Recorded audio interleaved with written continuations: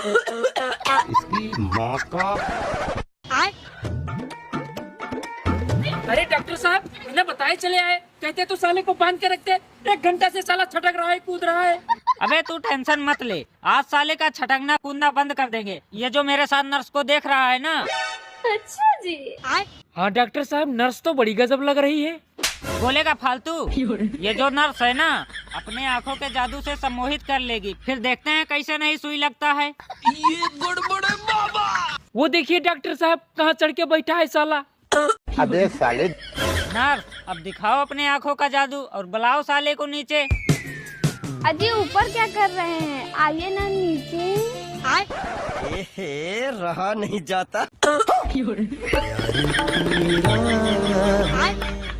Doctor साहब, यही सही मौका है, लगा दो सुई। और अभी तो रुको।